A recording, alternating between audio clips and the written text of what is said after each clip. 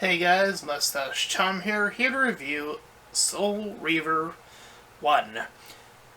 And yes, I will have a review of Soul Reaver 2, but I gotta do the Let's Play of that first, as a part of this collection. As per usual, I'll be separating between story and gameplay. And with that, let's dive right in. Now, of course, this is a remaster, which is a term that has been used before, but there have also been remakes, which has been, the classifications of video games has been baffling to say the least, but here we are. And it seems to be that remasters, at least from the ones I've seen, including this one, seems to just be to revamp the original game and keep it as is, story intended as it was, with no altercation outside of graphics.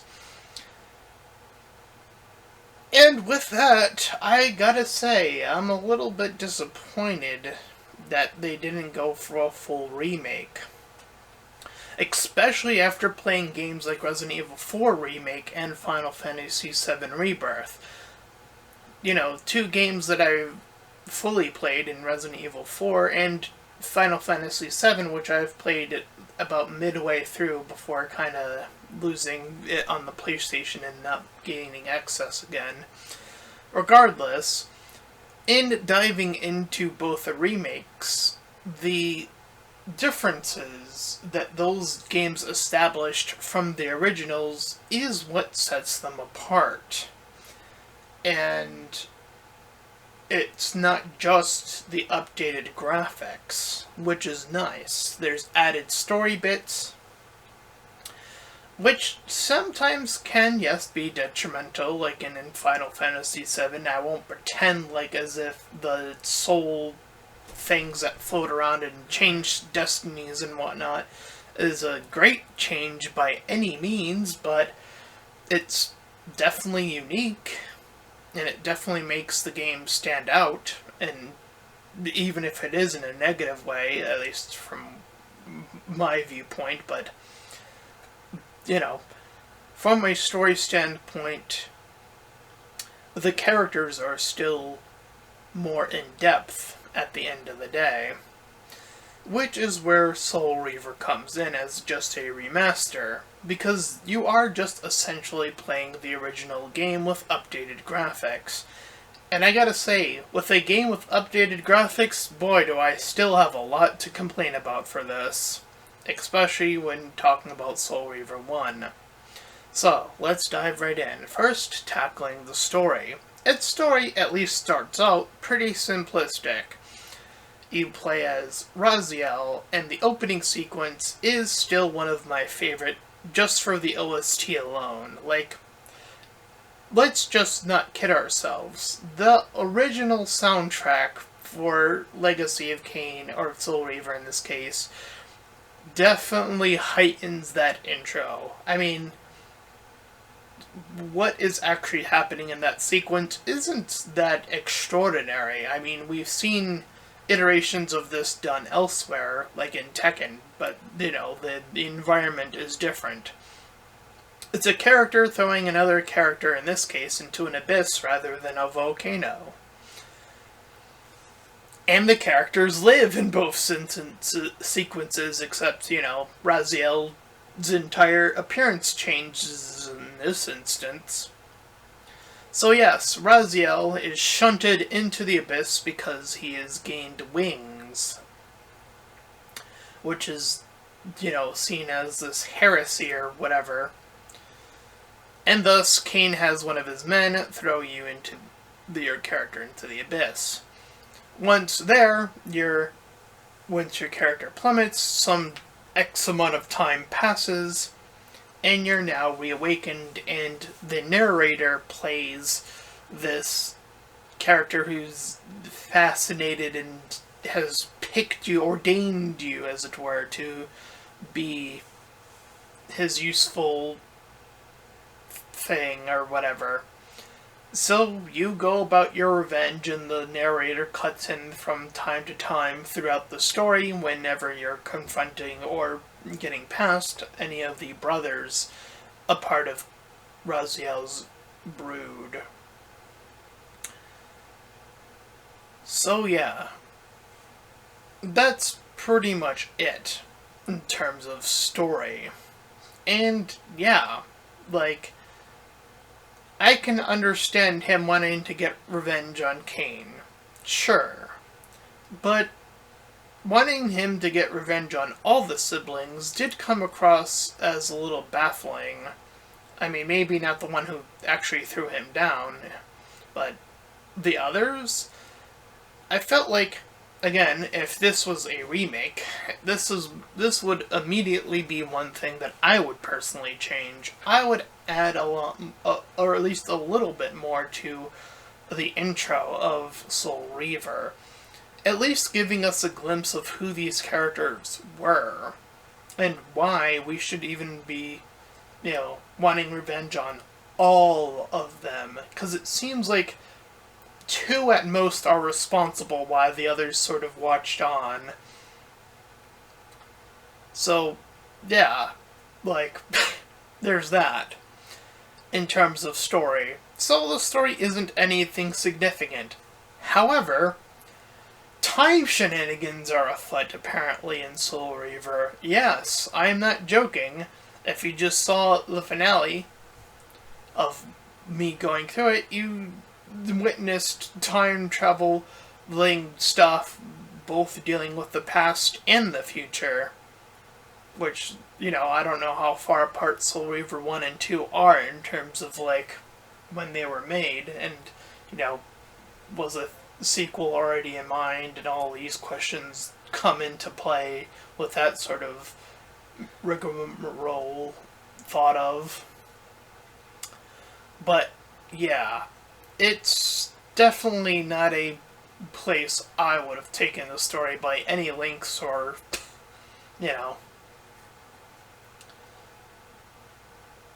just have Cain get out of the situation in some other way. I don't know, like, what else to say other than the ending sequence is really dumb.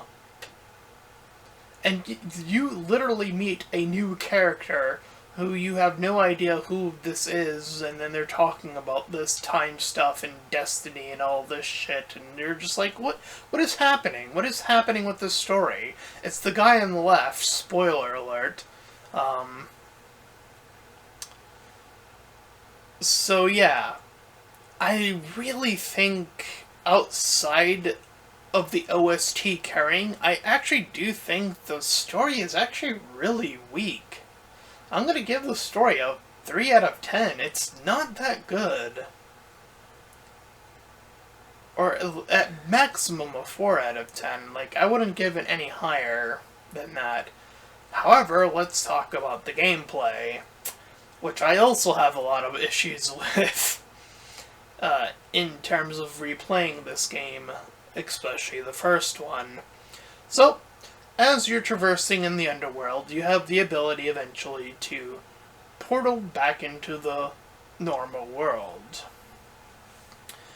And for the sake of brevity, we'll just say that those are your two planes of existence, the normal world and the underworld.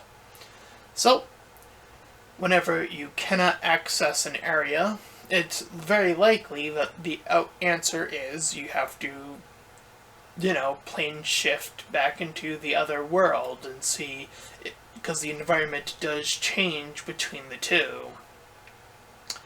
And as you gain access through the different areas, you gain new abilities. And these are all fine bits and cool stuff, like whenever you beat, the bosses, which we'll talk about in just a bit here, you gain their abilities and so on and so forth. And that's fine and all dandy. Eventually, pretty quickly, I would probably say it's like the first, or I forget which battle it is, but eventually you get your hands on, well, the Soul Reaver, the weapon itself. Yes, you are a Reaver of Souls, as it were, and the actual weapon he holds in his is the name of the game, as it would turn out.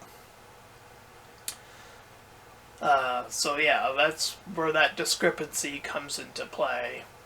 Now, with all the good stuff, let's talk about all of the negative stuff.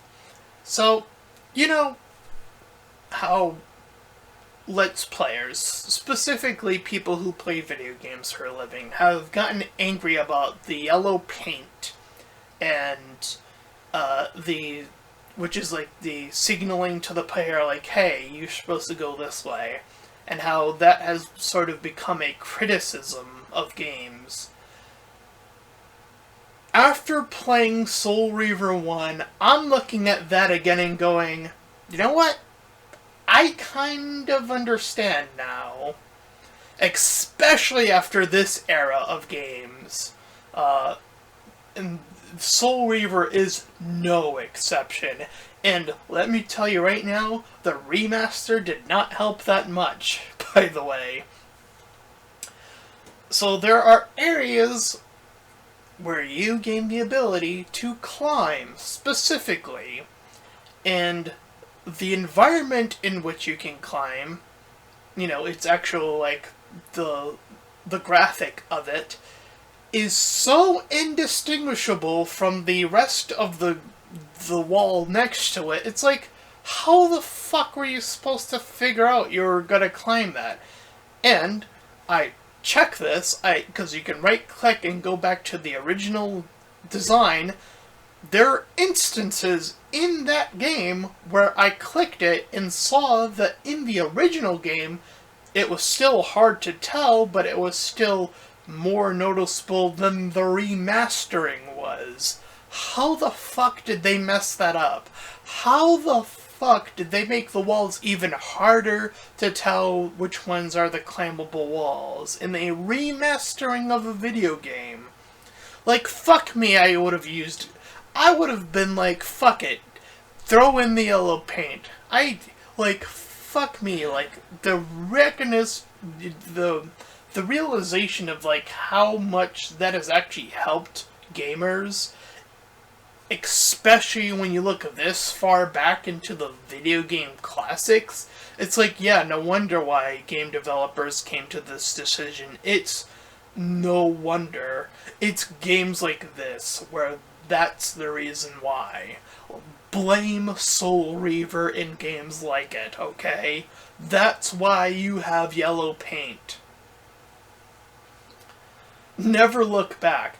But hey, that's not even the only issue I have with this game.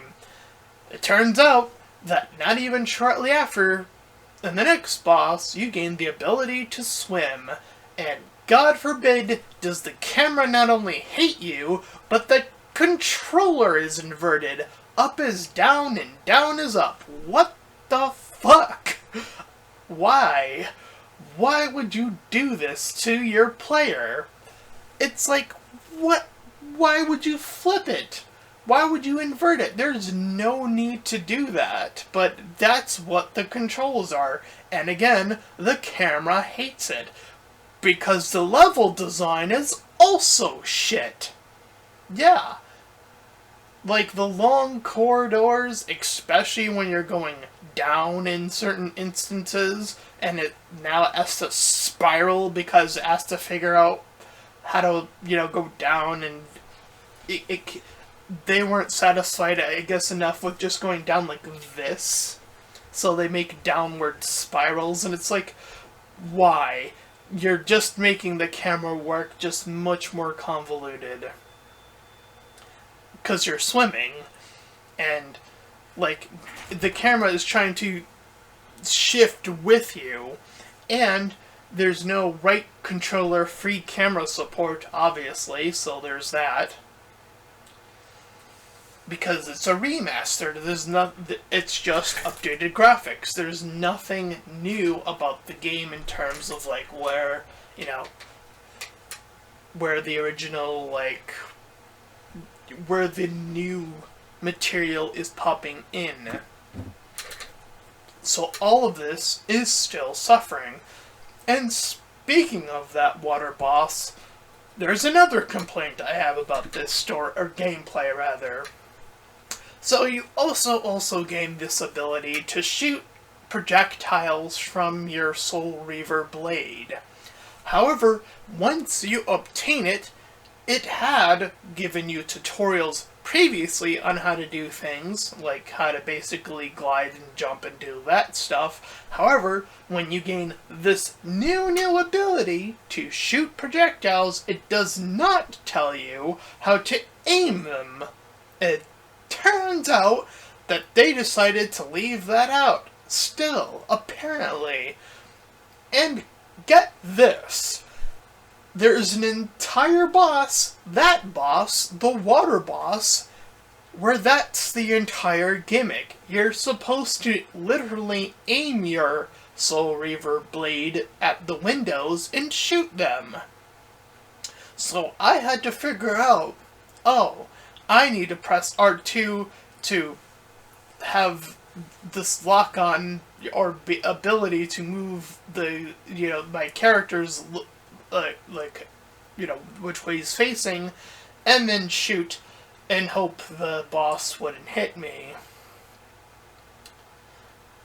And here's the thing, I don't even mind the previous two Soul Reaver bosses being these little puzzles, where one is you guide the enemy into the pincer attack, or the cages falling on him, and the boss with the eggs, though that one took me looking it up, and I forgot the fire was there. My mind completely forgot about it, so I looked it up and I went, oh, that made me feel stupid, so that one was on me. I thought, well, that one was on me.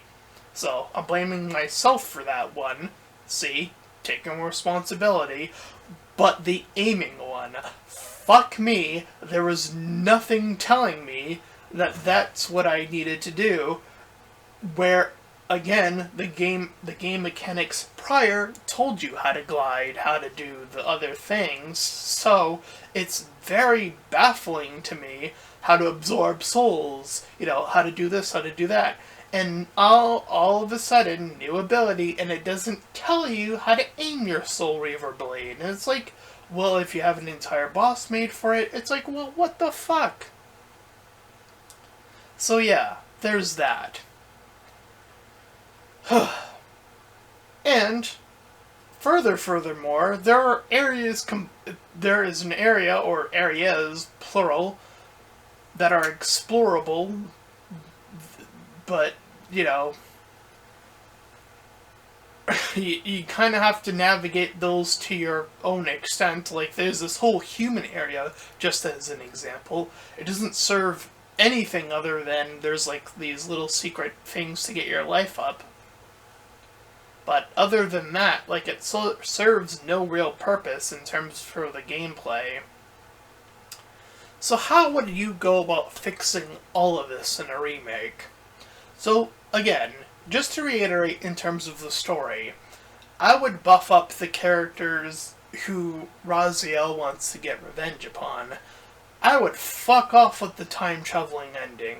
I would do something completely different. I would fuck that ending, okay? I would just have Cain get away, by some other means. Maybe this wizard guy helps him, or something, directly helps him, and then they're, working together, or something. I don't know. Something to distinguish it from time travel bullshit. So those are the two primary things I would change for the story. In terms of gameplay, I do like that there are puzzles, and I don't even mind the block puzzles, for example. I was able to figure out most of them, for the most part, but by God, there were certain puzzles, near the end, where I'm just I'm fucking giving up, I'm looking up on a guide. For example, there's the one in the finale, where there are these 3 rooms, and each symbol is corresponding to the thing in the middle, which you have to turn because that's your new ability. You could turn the big environment thing around and around. But there are 0 hints, and so you just kind of have to input the 3 symbols in hopes that you like figure out like, oh, that's that one, I guess. Like, I don't remember like any hints, and I looked at the map and I was like, wait, do these symbols have anything to do with the map? No. Okay, so that's not the answer. Like, even the puzzle prior to this, though, like the color one was fine.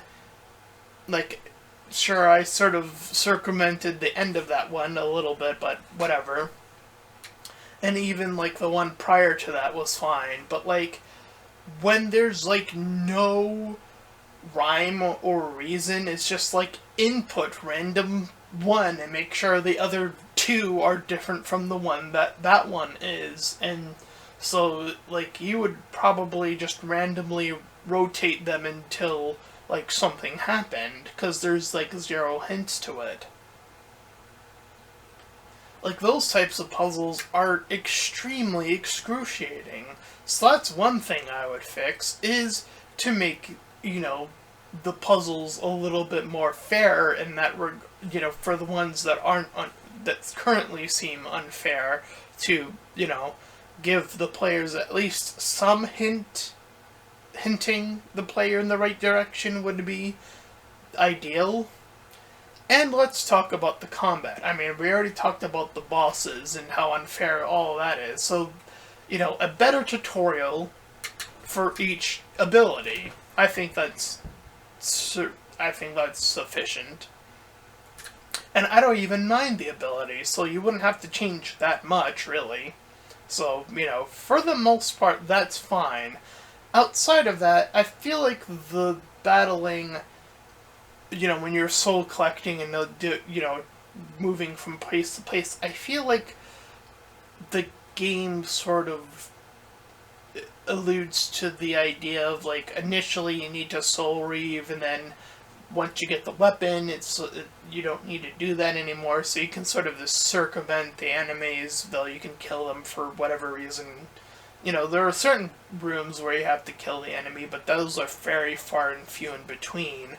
And I feel like, I feel like the combat could really have used some tightening up. And hell, I would have thrown in more abilities. Like, this is as a part of the crawling ability feature, right? Like, within terms of combat, like, this is what I'm imagining in my head. Like, you can run up the wall, and then, like, crawl up it, and, like, the enemies would have projectiles and shit like that, so they'd be able to potentially track you, but you'd be, like, outskirting them just enough, and then you could, like, offshoot off the wall, blades, swing at them. Like a better glide ability would be something I'd be cool with, considering some of the platforming is very tight, which I will say, I would definitely, loosen up on that a little bit, considering, like, there's this one area in the game where you have to, like, hop over, like, 10 platforms without falling or else. I'm like, okay, that's a little bit unfair.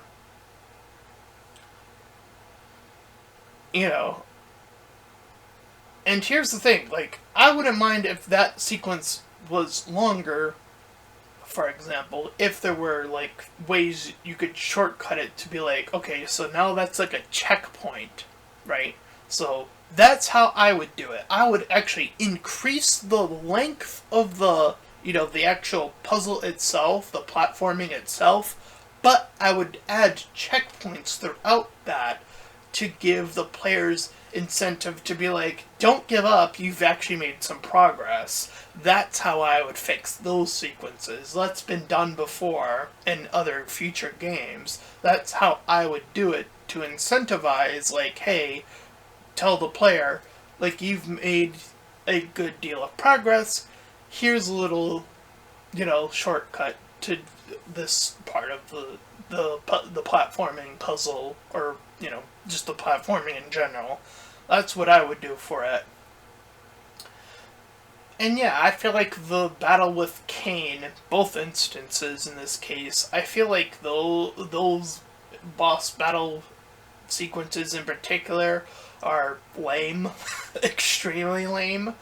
Like, I don't mind the puzzling of the other bosses, right? Like, those are fine.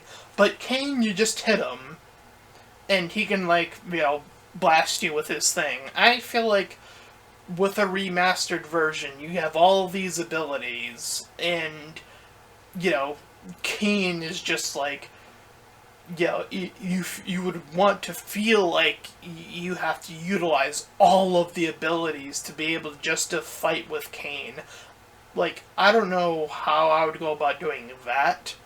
Like, maybe the environment itself, while Cain is battling you to a much better, sequence, with the environment helping facilitate some of it as well, would probably be the way I would go about doing that. But yeah, like, the fights with Cain are just the lamest of the lame. Like, what were those? You just hit him 3 times in both instances. When you fight him the first time to get the Soul Reaver the first time, and then the second time to find out all this time bullshit, and then that's the end of the game. It's like, come on now.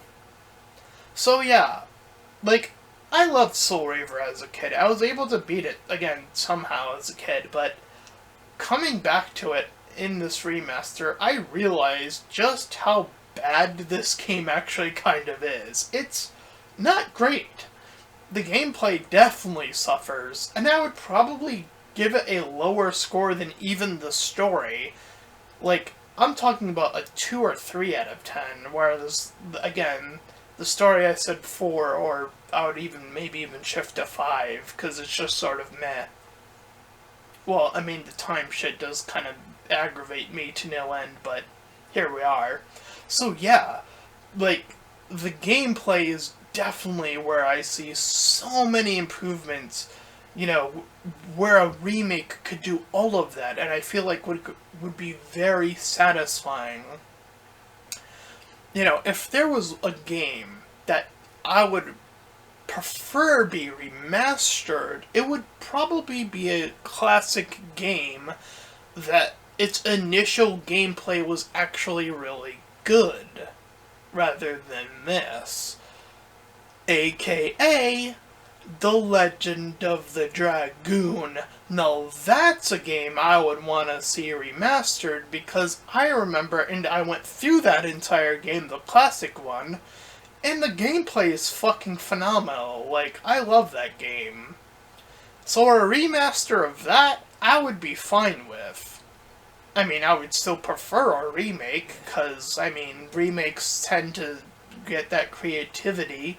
And, let's be fair, the dialogue of, The Legend of the Dragoon could probably use some tightening up too. Let's just be for real. Like, that's just something I would say. And fair enough. Like, so yeah, I'd still be I would err on the side of remake every time. But, like, if I were to look at the catalog of classic games that I loved and grew up with, Soul Reaver included, I would definitely pick The Legend of the Dragoon over this any day of the week. Like, that game had so much more going on in terms of just story alone. And the gameplay, where it's your classic RPG, but, like, you're incentivized to combo. I love that combination of, like, it keeps you in the loop. It keeps you active while it's still turn-based and all that. So I definitely could see a remake utilizing that with some, with newer abilities and the whole Dragoon system being even cooler and all of that stuff and all the graphics being improved as, even a remaster would do that much. Man, just think of all the dragons in that game and how cool they would look in the current gen system. Like, holy fuck. Who, Soul Reaver, like, don't get me wrong, I'm still going to play the second one and I'm still going to review it separately from this, but it still has already poisoned the well that time bullshit shenaniganry is a part of it. And Destiny and all this nonsense. And it's like, oh, come on. So yeah, not a great game. I still love the OST for Soul Reaver, but I also still love the OST for The Legend of the Dragoon and love the game. So, like, if I'm battling between two of my classical favorite video games, from childhood, if I were to choose one, I would definitely pick The Legend of the Dragoon easily over this. Like, holy cow, would I do that any day of the week. Anyway, that's my review of this game, or at least part 1. Part 2 will come out when the Let's Play of that is done. And if you ended up enjoying this review, then please feel free to like, comment, and subscribe. Also make sure to check out those links in the description. And want to head over to my petition now about small YouTubers. Second, to my PayPal, which can help support me and my channel directly. And third, to my Discord server, you can join collab shields, all that cool stuff for free. And until next time, everyone, bye-bye.